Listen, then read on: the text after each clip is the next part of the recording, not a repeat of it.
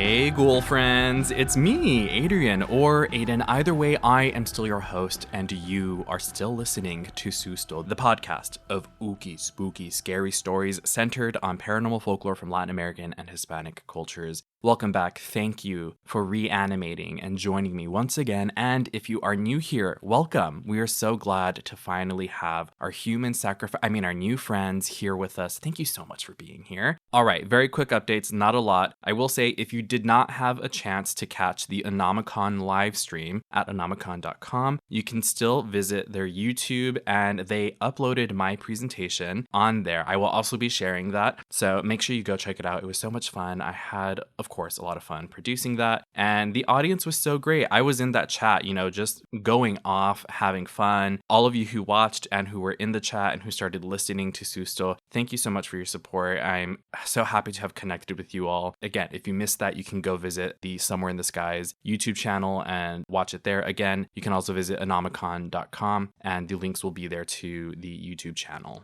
Once more, I think I mentioned this in the last episode, I have a couple of events coming up, but again, you can follow any and all updates, including live event schedules, by following the Susto social media pages. That's at Susto Podcast across every social media platform. I'm putting together a little graphic of upcoming events so that you can see them all in one spot versus they're kind of scattered. And if anything gets updated, I will update it and repost it. So again, follow social medias for all of that good stuff. That seems to be it. I will just reiterate, follow the social media pages. Spooky season is here, so I am currently organizing giveaways that will be coming up. And again, those will be on social media. So just keep your eyes on that if you want to win some free goodies. I have some ideas for this year, so we'll see what happens, and as always, stay tuned. If you would like to share a scary story to be featured on a Letters from the Beyond episode, you can do so by sending me an email to sustopodcast@gmail.com, a DM on any social media platform, by leaving a 5-star review on Apple Podcasts, by leaving a comment on Spotify, by visiting my website, sustopodcast.com, and hitting the contact button, or you can leave a voice message by hitting that little thing on the right side of the page. And if you drop a $2 bill in a well and you yell my name 5 times, I will appear. You can just tell me your story. Also, it doesn't have to be a story. You can send in a photo, video, audio recording, anything you think that I should share, either on the show or on social media. Send it in to me. All of those ways. You have every opportunity. With all of that said and done, let's go ahead and get into today's story, which is the legend of the Sisimite.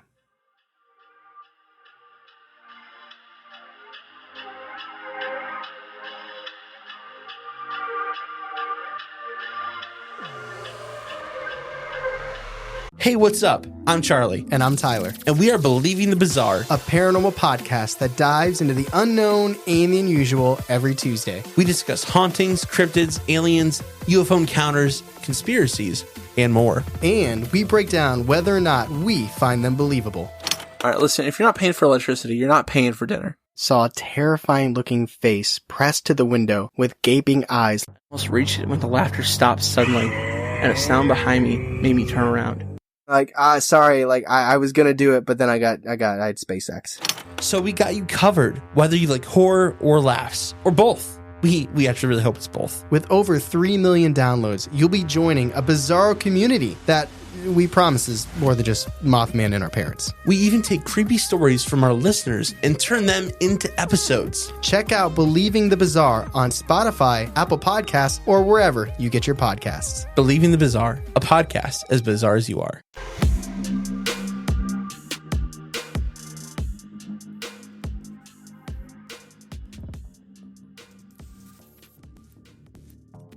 Things had been very different since Valentina returned from the forest.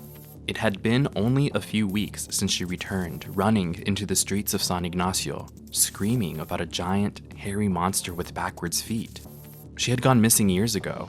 Her family gave up on searching for her because the Honduran mountains can be a dangerous place for those who take a wrong turn or get injured. When she finally did return, everyone was shocked. First, they thought they saw a ghost. Then, after hearing her frantic ramblings, they believed Valentina lost her mind after spending so long lost and alone. Although she was back home, she spent her days wandering the streets, muttering about this monster, about mutant children, Everyone would gather and try to piece together the bits and pieces they could understand. Soon, the story was that she was abducted by an ape-like creature. They called it the Sisimite. She was forced to carry the Sisimite's children, 2 of them, and when she finally did escape, he tossed their unnatural offspring into a river. Again, her neighbors took pity on Valentina and simply tried to keep her calm. Then the baby started disappearing. The first one, a 6-month-old from the Mejia family, vanished overnight. The community did what they could to be more vigilant. All doors were locked and windows remained shut. But it happened again, this time to the Pinedas. Their 8-month-old was outside in the middle of the day with a group of children being watched by the eldest cousin. The kids were caught up in their games and baby Pineda had just figured out how to crawl. Before they knew it, the baby was gone. At this point, the town was in a full-on panic. The children were no longer to play outside, at least until everyone figured out who or what was taking their kids. But it still wasn't enough. Senora Zuniga ran into the streets, screaming for help. Her baby, a newborn, was sleeping in a hammock in the hallway of the house while she cooked. When she walked by to check on him, the hammock was empty. No longer safe in their own homes, the people of San Ignacio knew they had to take action, but they were distraught and unable to think clearly. So, the abductions continued, until almost all the babies of San Ignacio were gone. This already small community was shrinking, one child at a time. Valentina silently watched the town become engulfed in a sense of dismay and trepidation. She knew who was responsible for the abductions, and she knew how to get his attention. Valentina took some of her clothes, a needle and thread, and made a doll. She made it the size of an infant, filled it with sand, and punctured a small hole in one of the doll's feet. She unlocked the doors, cracked open the windows, and spent the night at a relative's house. The next morning, Valentina returned home to find the doll missing. She grinned, for the first time in years, and ran out to gather whoever she could get to follow her back. At first, they were confused, convinced this was more of her typical ranting until she mentioned the sand. "Look, it's a trail, it's him." The townspeople's eyes widened as they finally understood. Valentina had set a trap, and it worked. A group of townspeople, including Valentina, ventured into the forest, following the trail of sand. They came upon a clearing when she halted them. She put a finger to her mouth, signaling them to remain quiet, and pointed to a cave. Although it felt like hours, it wasn't long before clattering and grunting reverberated from the cave's mouth. The group was at full attention. The hair on the back of their necks stood, and chills covered their bodies as he came into view.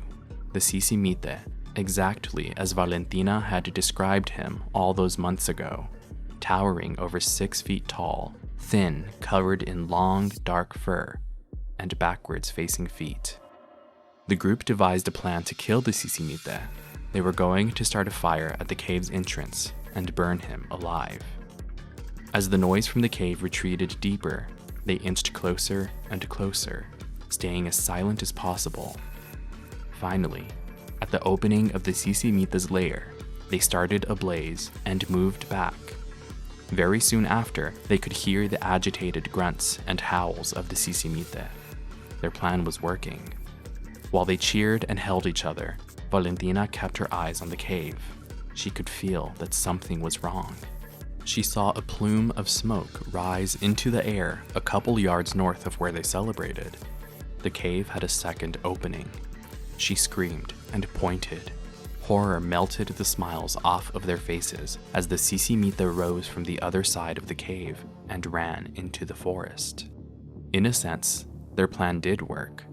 San Ignacio saw no more abductions, and the community finally knew peace again.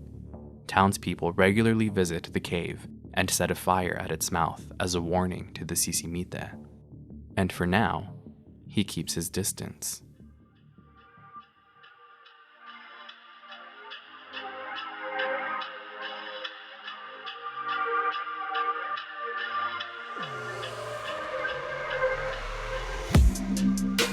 Welcome back, ghoul friends. Once again, this was a Susto original. Applause, Nobel Prizes. Thank you. I'm kidding. But Susto original, I wrote this story with the help of Jeffrey. Thank you so much. We love you, Jeffrey. And I'm going to go ahead and read through the notes that Jeff has here before we go through all the links that both of us put together. You can find the direct links to the Susto Google Docs on patreon.com/Susto Podcast. So let's go ahead and go through it. So we know that the Sisimite is from Honduras, and actually the cave that is mentioned in the story, it is a real cave. It's the Sisimite's cave, or La Cueva del Sisimite, I think is what they call it. And the notes here say, the Sisimite is a tall ape/human type creature. It is covered in long hair. Its feet are on backwards, which, if you all have been listening for a while, or if you remember, a long time ago, I have it right here, in January of 2021, I did an episode on La Ciguapa, who is one of Susto's cryptid femmes, and she also has backwards facing feet. I think the story with her is that if you hear her footsteps,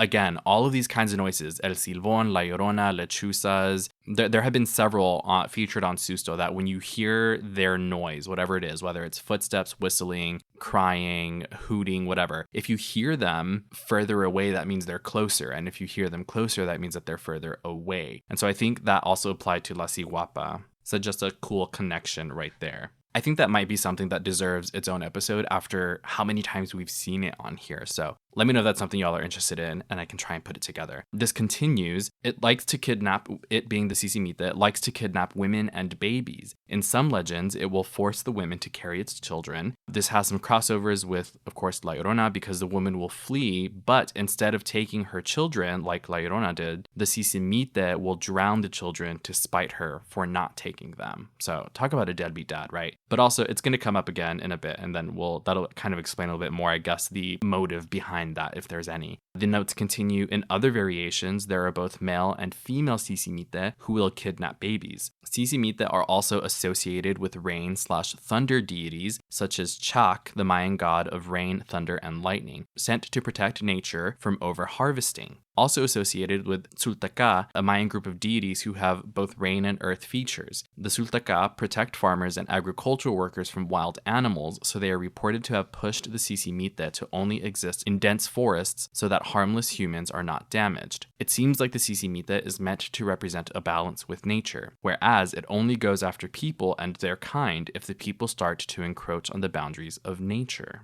So kind of like an interesting take there. I do want to read about this, the Mayan deity Chak. It's Chaac. This says that Chak is the name of the Maya god of rain, thunder, and lightning. With his lightning axe, Chak strikes the clouds, causing them to produce thunder and rain. Chak corresponds to Tlaloc among the Aztecs. And this is a Wikipedia entry. I'm not sure if I mentioned that. In the mythology section of this, it says, the rain deity is a patron of agriculture, a well-known myth in which the Chaks, or related rain and lightning deities, have an important role to play is about the opening of the mountain in which the maize was hidden. In Tzotzil mythology, the rain deity also figures as the father of nubile women, representing maize and vegetables. In some versions of the Gekchi myth of sun and moon, the rain deity, Chak, or cloud, is the brother of sun. Together they may defeat their aged adoptive mother and her lover. Later, Chak commits adultery with his brother's wife and is duly punished. His tears of agony give origin to the rain.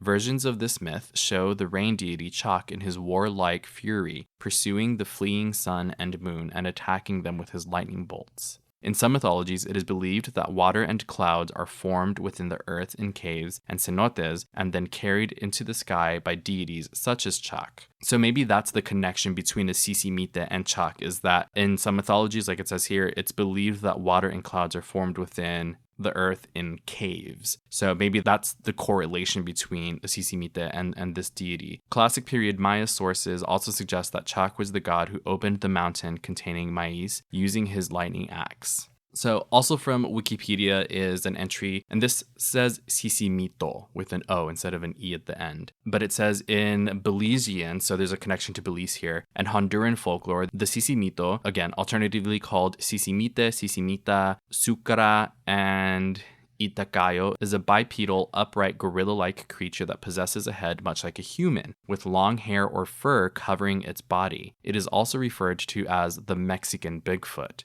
though it is also known in the neighboring countries of Guatemala and Nicaragua. I have had several people ask me about covering Bigfoot sightings from Mexico, so maybe this will kind of lead us into that. And I'm sure it'll probably be a lot about the Sisimite, but there's got to be a lot of, I guess, local legend around that. This description says, the Sisimite is believed to resemble a humanoid creature with black or dark brown fur, described as larger than an average person. It is said to have 4 fingers on each hand and no thumbs, ape-like facial features, and backward-facing feet with no knees. Damn, that's got to be a stiff walk if he doesn't have knees. Its name differs between ethnic groups. For example, the Garifuna call it Sismidu. The name has no true English translation, and it is believed to have come from the Nahuatl word Sisimite. In Honduras, according to the legends, it is believed that the Sisimite targets and kidnaps human women. It is believed that when a woman falls in love with the Sisimite will claim her as his own, and she will never be seen again. The Honduran explorer and historian Jesus Aguilar Paz, which I think Jesus Aguilar Paz is like a really famous folklorist from Honduras, said that the Sisimite lives in the highest part of the Honduran mountains, more specifically in the inaccessible caverns found there. Aguilar also explains that the Sisimite feeds on the wild berries from the mountain and that it is not a carnivorous being or hunter. However, it usually goes down to the village to kidnap women to take them to his cave. The union of a Sisimite and a human is believed to produce ape men. And then, so tying it into Belize, as I mentioned earlier, it says in Belizean legend, the Sisimite is said to also feast on humans. So not just wild berries, but people. Furthermore, in Belizean societies, the belief is, quote, if you are a man and you look at him in the eyes and escape, you will die within a month. If you are a woman and you look at him in the eyes and escape, your life will be prolonged. What's his beef? He's just like a supernatural alpha male, and he's just going to kill other men. This continues. Tales of the Sisimite were told in the camps by the mahogany cutters of early days and are still passed along in villages like Ranchito and Hill Bank. The Sisimite is said to live in high forest areas and lives in caves and on rocky land. In the Toledo district, forest areas have decreased over the years because of agricultural development, and the Quechua believe that Tzultaka, the thunder deities who protects them from the wild animals, has pulled the Sisimite back into the few densely jungled areas remaining, so he is rarely seen today. Again, we have this idea of this forest-dwelling creature that protects the nature, but this guy is kind of also insidious because he kidnaps women and babies, and depending on where you're from, you will die if you're a man and you look at him. The Sisimite diet is believed to consist of raw meat and fruits. Again, this is in Belize. In Honduras, he's more of a, omnivore? Herbivore, there you go. And when feasting on human beings, he will tear the body into several pieces before devouring it. Though fierce and malevolent towards humans, he is afraid of water and dogs, and will avoid them at all costs. See, now this is in opposition of the Honduran belief, or the tie to the Mayan deities, is that why would this creature associated with like rain deities be afraid of water? I'm not sure. And also dogs, so good to know. It says the Sisimite is believed to often assume human form in order to lure people out of villages with the purpose of killing them. Because of this, he is sometimes confused with Xtabay or La Llorona. On Sundays and religious holidays such as Good Friday, Girl Who Danced with the Devil happened on a Good Friday, they say. The Sisimite is believed to prey on hunters and other people who stray into the bushes. He follows human footprints with its main purpose being either to kill its victims or to rip off their thumbs. Ugh. The Sisimite is also believed to attack men who are killing animals needlessly or destroying the forest. See, that we love. That is king behavior. Keep it up, Sisimite, if that's what you're doing. The next piece of notes that Jeff has here is what I actually kind of based my own story of. This is from X, like the letter X, Honduras.com. This entry is called La Cueva del Sisimite, and this says the Sisimite Cave is a peculiar cave located in the community of San Ignacio, which is a municipality of Camasca, department of Intibucá. And again, this is in Honduras. According to stories from the community's ancient inhabitants, the cave was inhabited by a man or a kind of giant who ate children. This terrifying being that inhabited was associated with the Sisimite, which is why they called it the Cave of Sisimite. So this says that this being, and again, it looks like this was translated from Spanish to English. In English, it says that this being was associated with the Sisimite. It could also be that it is the Sisimite. This continues, in fact, the Sisimite cave does exist. And that there's a picture here that, of course, I will be posting. And so the legend here says, what is said to have happened in the community of Camasca left its history marked forever. It was a quiet and sparsely populated community, so everyone quickly realized what was happening. One day, a mother became desperate when she noticed that her baby had disappeared, and no matter how hard they looked for him, the baby never appeared, which caused the entire town to panic. As the days went by, another baby who was sleeping peacefully in a hammock in the hallway of his house also disappeared, while his mother was in the kitchen making lunch. That was in my story. This continues, while some mothers continued to search for their babies, it was the turn of the others. The tragedy was repeated until almost all babies in the town had disappeared. This abominable event had the town's inhabitants baffled, since no one had any idea what was happening with the sudden disappearance of the babies. So this continues. There's this plot line that I also included in my story of the trap that was set. And here it says it was a desperate mother who lost her baby, set this trap. She made the figure of a baby, filled it with ashes in this story. She kind of left it out like unattended for the Sisimite to come and snag it. So her and other villagers followed the trail of ashes. It took them to a mysterious cave located at the highest point of the village, it says here. It describes them waiting, and they see the Sisimite, tall, thin creature with backwards facing feet. When they saw it, they were terrified, and then they devised the plan to set fire to the cave so that the creature would burn to death inside. And then here again it says, however, when the Sisimite felt the fire, it came out from the top of the cave. After this, peace returned to the community, but no one was able to forget what happened since the babies never reappeared. The cave still exists, but they never heard from the strange, creepy creature again. Again, that story is what I based mine on. So more from the notes here. This is from oocities.org, and this is just titled The Mysteries of Honduras by Pablo Villarrubia Mauso. The notes that we have here says, they're just excerpts from this source because it's a pretty robust page, a lot of text, but the notes that Jeff pulled from that say, my grandfather told me that he ran into the Sisimite around 1912, up there on Pico Bonito. It walked like a man, had a very hairy body, and was very tall, said Don Manuel Mejia.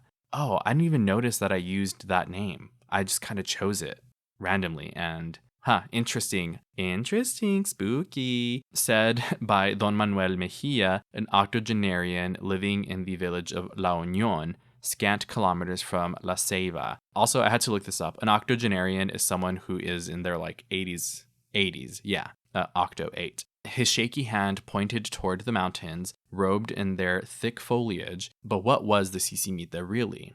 Much like its colder relatives, such as the Tibetan Yeti or the Sasquatch of the US and Canadian Pacific coast, the Sisimite is another such creature which can appear out of nowhere and vanish in the same way. According to Jesus Aguilar Paz, one of Honduras's most renowned folklorists, again, there's that name, the Sisimite or Itacayo wanders the high mountain ranges and lives in dank caverns, feeding on wild fruit in the same way as its Mexican cousin El Peludo, or the hairy one, and Argentina's Ucumari. Quote, these monsters would kidnap women and take them to their lairs. It is said that man-apes were born of these matings, added the old man. The story of a woman who managed to escape from one such Sisimite abode is still discussed among the mountain villagers. The creature pursued her, carrying with it the 3 offspring they had together and showing them to the mother, who had fled to the other side of a river, in hopes of attracting her to her children. Its efforts were in vain, and the troglodyte mortally threw the inhuman infants into the water. Again, this kind of inspired that part of my story. Other Sisimitas have appeared in the Camasca caverns. Italian friar Federico Lunardi, one of the most influential scholars of Honduran culture, associated the creatures with the Mayan god Chac, quote, he who holds up the heavens, the god of water. According to Lunardi, within the caves there was a wall depicting a hand with all its fingers, and a number of scratches allegedly made by the Sisimitas who would go there at midnight to scratch the walls with their claws. I want to know if that mural is really in there. I don't know, that connection to me just seems kind of wonky, I guess, is the word I'll use. I'm not entirely convinced by it, but maybe it's not for me to be convinced, right? This continues, the following day, and at my insistence, we headed for Punta Betulia, driving on the dirt and sand road. Justino talked about my old friend the Sisimite in those lands and other parts of Central America. Quote, around 1946, a chain gang cutting wood in the mountainous area of Capiro caught 2 Sisimites, male and female. How also do they, I wonder about the physiology of these creatures, if they're these like ape-like creatures. Did one of them have a bow and lashes? You know, when cartoons do that, when it's like, let's say emojis or something, those generic emojis, and one of them doesn't have anything on it and the other one has like a bow and lashes, and people are like, oh, that's the girl. I don't know. Anyway, sorry, this continues. They were hiding in a cave and were about 4 feet tall. See, now this is different because they're 4 feet tall here. So I'm wondering, were these Sisimites or were they just apes or chimps? What was strange is that their legs were backward and their hair was very long. They only had 4 fingers and very short hands. Their legs were long and had hair reaching down to their knees. This says that employees of a banana company called Standard took them to Trujillo. This says, I never got to see them, but they were there for some 10 to 12 days. The workers told me that the gringos wanted to take them to La Ceiba and then to the United States. They would feed them meat, bananas, and other things they wouldn't eat, and they died.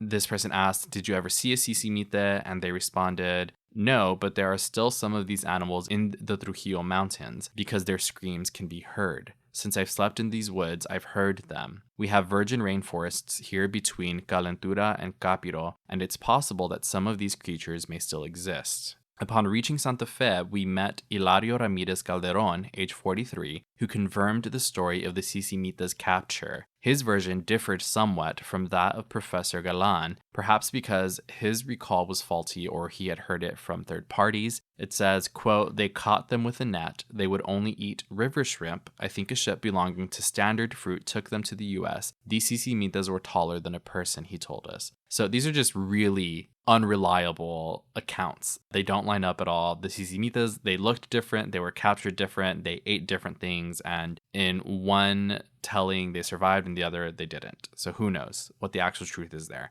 This next one is an academic source that discusses giant humanoids in general. It looks like it's from something called Unknown Hominids and the New World Legends from Western Folklore, Volume 23, by a Basil F. Kirtley.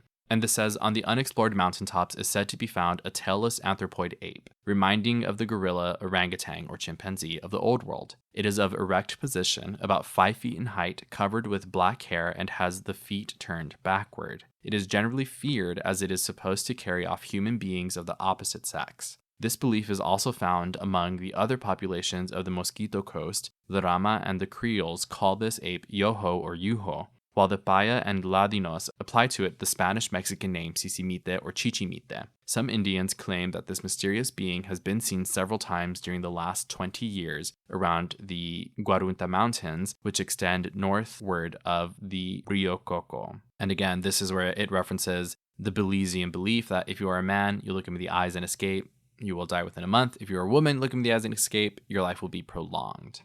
So the next link I have here is from a website, honduras.com, and this is just Legend of Honduras El Sisimite. It says it's a supernatural creature, one of the best known legends in Honduran territory. It is kind of like a giant monkey with long hair that looks strong and lives deep in the forest and in the highest mountains of Honduras. It is said that the Sisimite kidnaps women, takes them to its caves, makes them his wife. Okay, this one, History of Sisimite in Honduras. This says here, it's a similar story, but there are slight variations. So this says, the best known story of the Sisimite legend is that of a woman who was walking through the forest exploring. When she was kidnapped by this great ape man, she says the Sisimite kidnapped her and had children with him. They had 3 children. One day she managed to escape from this monster with her children and ran all over the hill until she reached a river where she had to leave her children and escape herself. The Sisimite, in revenge for the woman, drowned them in the river, and she had to flee to save herself. Legend has it that one day, the Sisimite comes down from the mountain and kidnaps a woman to take to his cave. The villagers say that the woman had already been presumed dead until she was found near the town years after her disappearance. And apparently, she told the story that is the most well-known version about this creature, since she claims to have given birth to 3 ape children, and that the Sisimite kidnaps women who walk near their caves in the forest. And the last verse that I have here, it's actually an Instagram reel from this person who they did a longer video on YouTube, and I will have both those links in the Susto Google Doc, and I'll find a way to repost the YouTube video, maybe on like the website or something, because he does like a whole, I haven't seen it, I just watched the reel, but the YouTube is the longer version of that, so I'll find a way to post that so that you all can see it as well.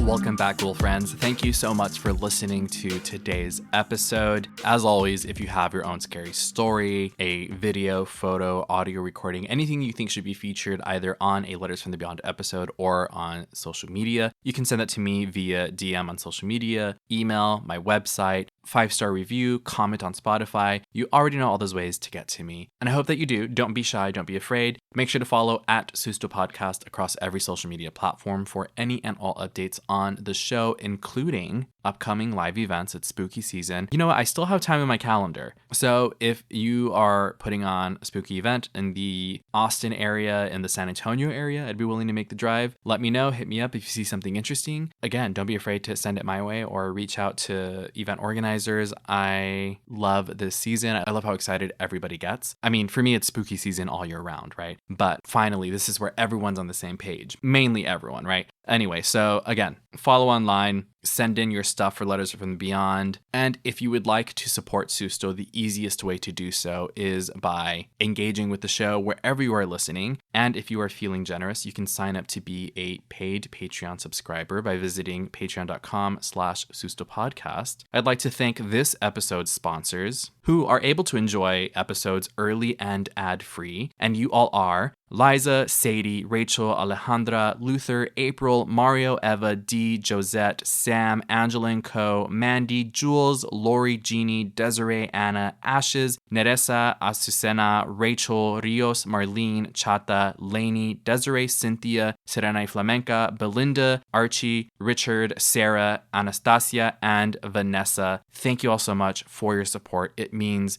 the underworld to me. I will haunt you in the next one, and until then, no te asustes. Bye.